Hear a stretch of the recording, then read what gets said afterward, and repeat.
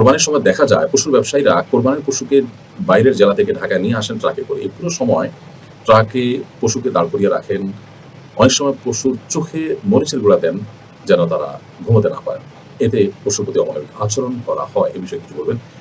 আমরা এই বিষয়ে প্রতি বছরই কোরবানি আসলে বলার চেষ্টা করি। কোরবানির সময় এবং কোরবানির বাইরের সময়টাতেও যারা পশুর ব্যবসা করেন, পশু কেনা-বেচা করেন, পশু পরিবহনের কাজে নিয়োজিত আছেন, তারা এই অমানবিক কাজগুলো করার মাধ্যমে তারা গুনাহে লিপ্ত হচ্ছেন।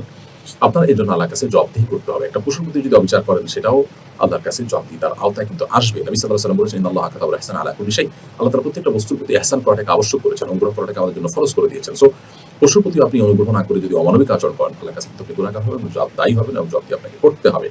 কোরবানির জন্য যে পশুগুলো আমরা আনছি শুধুমাত্র ব্যবসায় লাভবান হওয়ার জন্য, বেশি মুনাফা করার জন্য, একটা ট্রাকে যদি আমার ২০ টা গরু আমি উঠাতে পারি, সেখানে আমি ২৫ টা বা ৩০ টা উঠালাম শুধুমাত্র পরিবহন কস্ট কমাবার জন্য। এরকমটা যদি আমি করি তাহলে সেক্ষেত্রে নিশ্চয়ই গরুর উপরে অমানবিক আচরণ করতে হবে, জুলুম করতে হবে, অনেক গাদাগাদি করে তাকে দাঁড় করাতে হবে। ৮, ১০, ১২ ঘন্টা, অনেক সময় আরো বেশি সময় ধরে এই গরুগুলোকে দাঁড় করিয়ে রাখা হয়। এবং এই যে মরিচের গুঁড়া দেওয়ার কথা বলা হলো যে যদি মরিচের গুঁড়া দেওয়া হয় চোখে, তাহলে সেক্ষেত্রে এটা তো বিশাল বড় অমানবিক আচরণ।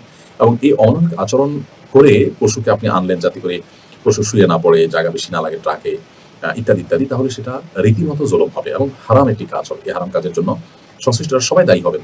২ পয়সা লাভ হয়তো করবেন, কিন্তু কিয়ামতের ময়দানে আল্লাহ সুবহানাহু ওয়া তাআলার কাছে পাই করে আপনার এই সমস্ত কর্মকাণ্ডের হিসাব আপনাকে দিতে হবে। সেজন্য সতর্ক থাকতে হবে এবং এ ধরনের অন্যায় থেকে বেরিয়ে আসতে হবে। আল্লাহ তাআলা আমাদেরকে তৌফিক দান করুন। আমি জানি যে আমাদের যে অসৎ ব্যবসার একটা আপনার প্রচলন ব্যাপকভাবে আমাদের সমাজে রয়েছে।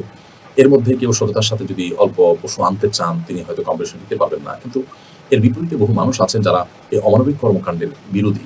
তারা আলহামদুলিল্লাহ ৳২ বেশি দিয়ে হলেও বা কিছু টাকা বেশি দিয়ে হলেও তারা এমন জিনিস কিনতে প্রস্তুত আছেন যে জিনিসটা কিনে তারা কোনো গুনাহগার হবেন না বা কোনো গুনাহের কাজে সহযোগী হবেন না। এরকম বহু মানুষ আছেন।